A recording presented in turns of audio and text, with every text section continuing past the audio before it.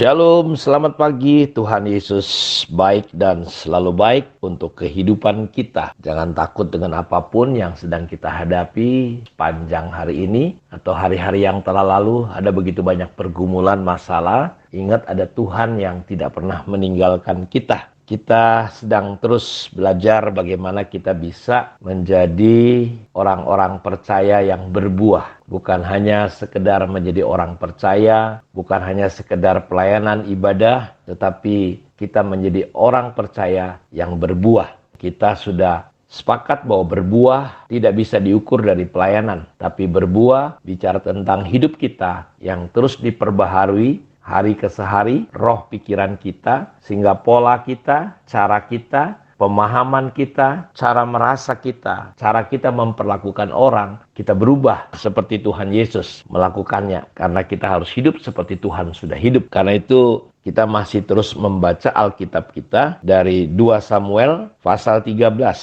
ayat 1 sampai ayat yang ke-39.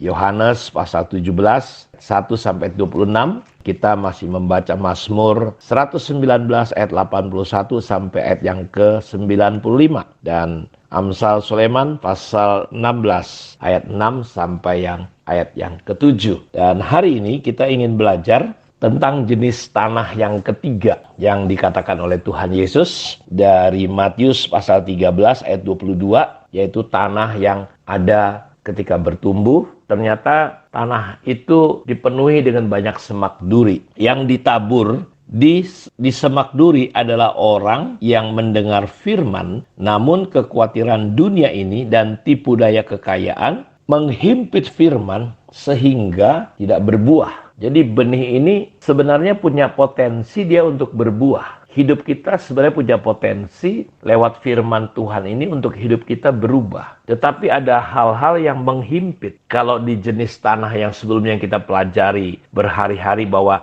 di tanahnya itu mengandung batu-batu sehingga firman itu tidak bisa berakar. Kalau kali ini dia mulai bertumbuh bagus, tetapi dia tidak maksimal karena ada yang menghimpit. Yang ditabur di semak duri diterangin oleh Tuhan Yesus, orang yang mendengar firman, namun karena kekhawatiran dunia ini dan tipu daya kekayaan. Jadi ada garis bawahi kata kekhawatiran dunia dan tipu daya kekayaan menghimpit firman itu sehingga dia tidak berbuah. Artinya firman Tuhan tidak sungguh-sungguh memerdekakan kita, mempenetrasi, mengokupasi, dan mendominasi. Dia terhalang, yaitu orang-orang percaya dalam hidupnya dia beribadah, dia mengikut Tuhan, tetapi perkara-perkara duniawi, hal-hal lahiriah, itu menjadi hal yang prioritas dalam hidupnya sehingga menimbulkan ketakutan. Suatu hari ada anak muda yang kaya datang sama Yesus, berkata, "Guru,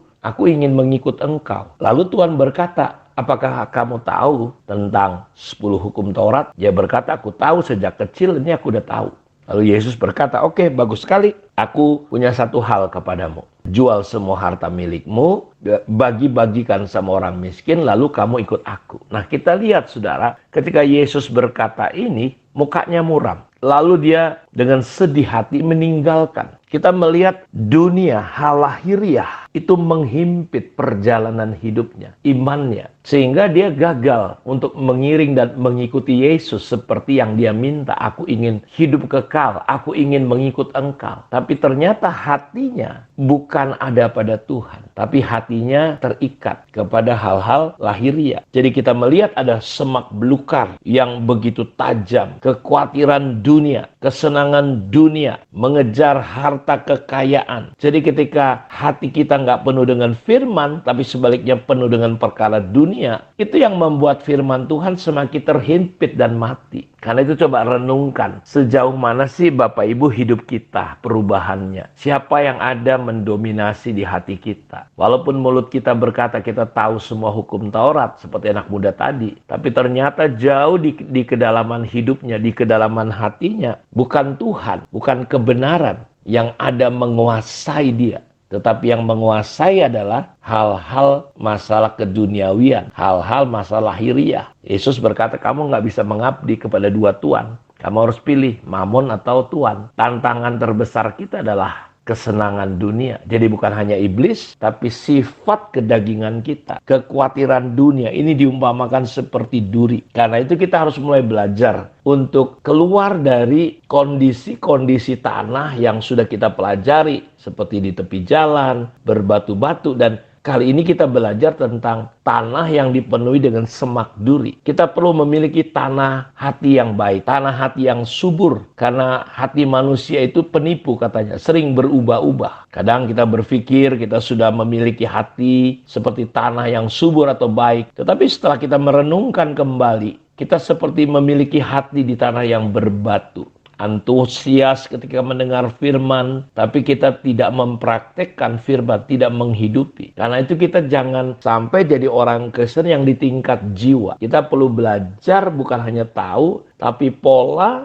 kebenaran firman itu sungguh-sungguh menjadi pola kita. Karena itu kita perlu melihat hati kita. Seperti Daud berkata, selidikilah hatiku ya Tuhan. Apakah aku sungguh-sungguh berkenan kepadamu? Kita perlu lihat, periksa hati kita. Terkadang kita terlalu sibuk keluar, pelayanan, melakukan perkara-perkara rohani, tapi terkadang kita nggak jaga hati kita. Hati kita perlu kita jaga. Kita perlu lihat apakah kita sungguh-sungguh memiliki hati yang lemah lembut, yang siap ditaburi firman sehingga berbuah. Biarkanlah firman Tuhan yang kita pelajari semakin berakar di dalam hidup kita, sehingga kita bisa berbuah lebat. Karena pohon yang baik, benih yang baik itu sangat bisa dilihat dari buahnya. Karena itu Bapak Ibu dengerin baik-baik. Kita perlu belajar dalam proses kelompok-kelompok kecil kita, pemuritan kita. Kita perlu menanamkan sesuatu yang benar. Jangan sampai kita tidak bertumbuh, tidak menjadi seperti sesuai dengan apa yang Tuhan inginkan dalam hidup kita. Karena kita sudah belajar bahwa Tuhan menghendaki kita berbuah. Setiap pohon yang tidak berbuah, kampak sudah tersedia. Kita perlu menghasilkan buah pertobatan, buah-buah roh. Karena itu ke depan, hari-hari ke depan kita ingin belajar. Saya melihat bahwa kita perlu berjumpa dengan Tuhan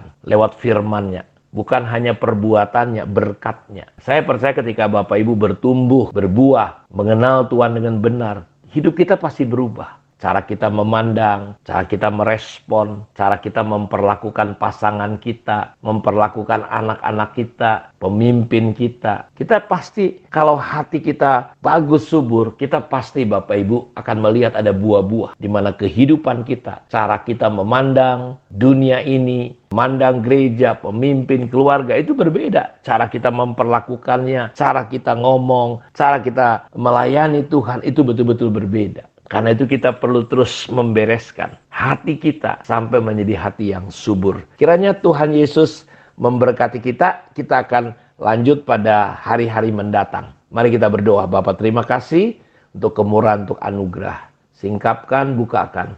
Roh Kudus, tolong kami semua untuk kami bisa memahami firman-Mu. Sehingga firman-Mu itu memerdekakan kami. Kami punya sebuah kehidupan yang merdeka karena kami rindu bertumbuh menjadi murid-murid-Mu ya Tuhan. Diberkatilah semua anak-anak-Mu. Dalam nama Yesus kami berdoa dan bersyukur, terima berkat, pimpin kami sepanjang hari ini. Dalam nama Yesus kami berdoa. Amin. Tuhan memberkati kita semua. Shalom.